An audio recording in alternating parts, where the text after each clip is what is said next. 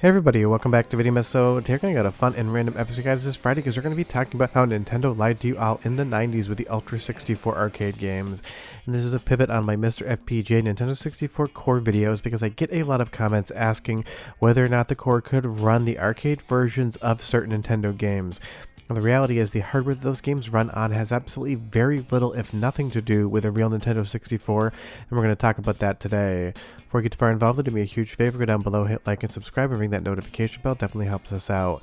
Now, if you don't remember arcades in the 90s, there were a few Midway games and Rare games that would say that the game was coming to the Nintendo Ultra 64 in 1995, and that was the name of the Nintendo 64 before it actually became N64. Ultra 64 was the moniker Nintendo used during development, and you would see these games in arcades and they would advertise to you that this was the hardware that was coming home and it would be what you were playing when you actually got the Nintendo 64 under the Christmas tree, whatever other occasion you purchased it for. The reality is that was not true whatsoever. Both Cruis'n USA as well as Killer Instinct run on hardware that either has zero to do with the Nintendo 64 architecture or so tangentially related that it basically isn't the same thing either. And that's why when these ports came home, people were very confused and magazines talked about how much of a downgrade they were from the actual arcade versions. We just switched over to Nintendo 64 footage here, and you can definitely tell while effective translating the Cruis'n USA arcade game to a home console, it definitely doesn't have the same overall appearance.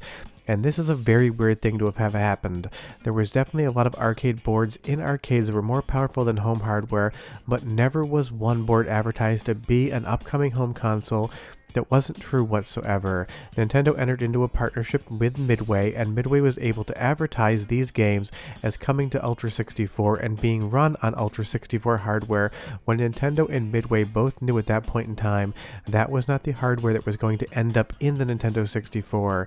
Nintendo was already working with SGI on the graphics chip, and both this board as well as the Killer Instinct board use completely different setups, and in some instances the CPU runs on a codebase that wouldn't be anywhere near what the Nintendo 64 would even be able to understand with its CPU architecture, which is really interesting. But as we move back over to Nintendo 64, you can definitely see the screen resolution change, the overall look change, more of that fog come into the background, and just an overall downgraded image.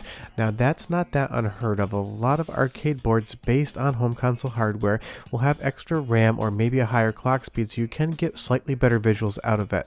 But Ultra 64 versus Nintendo 64 was a complete marketing ploy, where the Ultra 64 hardware wasn't one platform, it was two, and it was completely different than what would have released in the home console market. I will go over the specs in just a moment, but obviously in the Nintendo 64 version you got things like this, a woman holding a trophy, where if you go over to the arcade version it is different as well. This wasn't just a completely different hardware base, but some of the games were censored before they came home, and people were expecting the whole Cruis'n USA package, and they were disappointed when there was a lot of things cut from the game because Nintendo didn't consider it to be family friendly. Honestly, not much difference in these images, but it is a difference.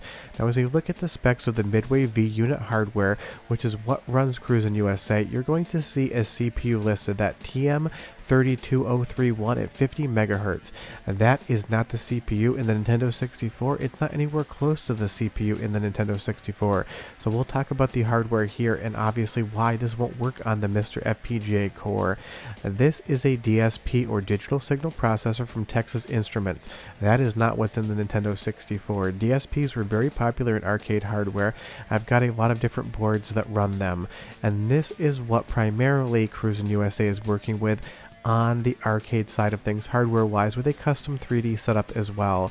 That's why while these games are the same as far as gameplay and the look is overall similar, they are completely different hardware. So when Nintendo and Midway said this was running on the Ultra 64 hardware, what they really meant was this was what they hoped the Ultra 64 hardware could look like upon release.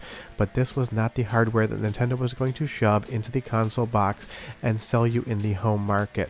It would have been way too expensive. These were specialized parts for arcade operators. And if we take a look at the details behind this, Nintendo and Midway went into a partnership, and Midway was able to advertise two of these games running on the Ultra 64 hardware, but that was just an advertising agreement, and these games needed to be ported home to the Nintendo 64 at some point in time.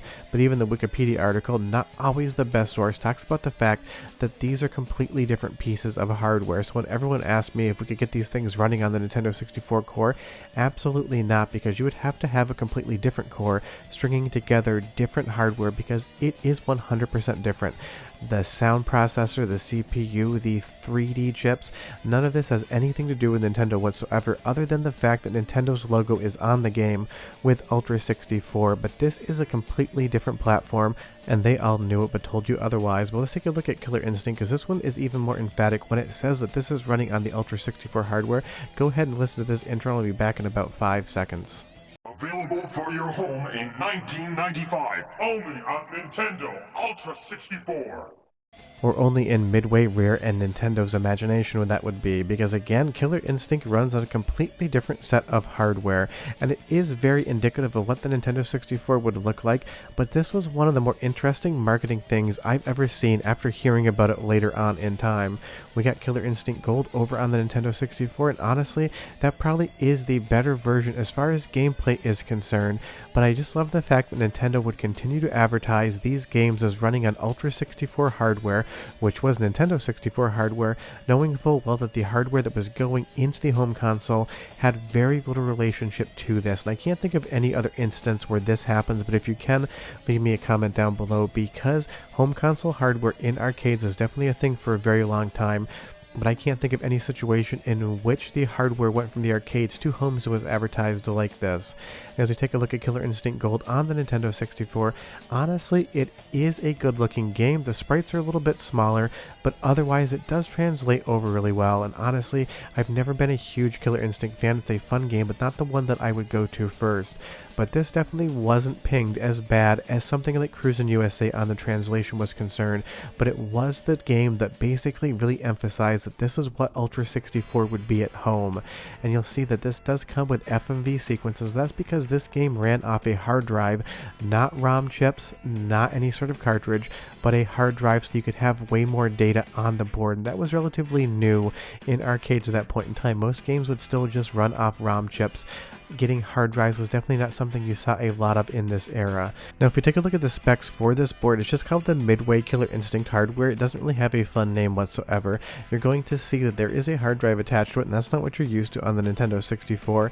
And if we take a look down here at the main CPU as well, you're going to see something that sounds familiar but isn't quite the same thing. We're going to have the R4600 running at 50 megahertz. If we take a look at what that is, it is a CPU running the MIPS 3 instruction set, so we get closer to Nintendo 64, but again, this is not going to be identical to what was actually running in the hardware. This is more related to Time Crisis 2 on the Namco System 23, because that used a more modern derivative of it. So something like Time Crisis 2 is closer to what Ultra 64 technically was than an actual Nintendo 64, and that's just a fun tidbit and kind of how things worked like in the 90s when they would basically advertise one thing and do something completely different. If we take a look again at Nintendo 64 footage, it's just not as good as the arcades. And that was the really funny and interesting thing. Nintendo advertised this as being the home console you were going to get.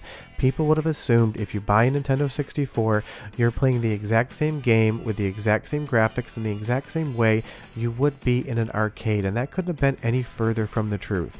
This was aspirational. This is what Nintendo wanted Nintendo 64 to look like when the hardware was developed, so they had this partnership with Midway and Rare to release these games to arcades and advertise them as being on the Ultra 64, when in reality it was Nintendo licensing with hardware that didn't have any resemblance to the Nintendo 64 in the first place. So when people ask me why you can't play these arcade versions on the Nintendo 64 MiSTer FPGA core, the answer is because they don't really share anything in common whatsoever. Nintendo was tricky. They wanted to build hype for the Nintendo 64 coming soon, and they decided the best way to do that was go into the arcades and basically concoct a story about the Ultra 64 hardware and what you would be playing at home. And it was very effective. Magazines wrote about this all the time back in the day. I remember seeing previews of the Ultra 64 using screenshots from the arcade games, and even I back then thought that's what you were getting in a home market. But honestly, the reality is Nintendo had a completely different set of hardware in the Nintendo 64, and while super effective and the best looking 3D of its generation, had nothing to do with the hardware that ran Cruis'n USA or Killer Instinct. They were just completely different. We're talking apples to oranges or apples to other flavors of apples.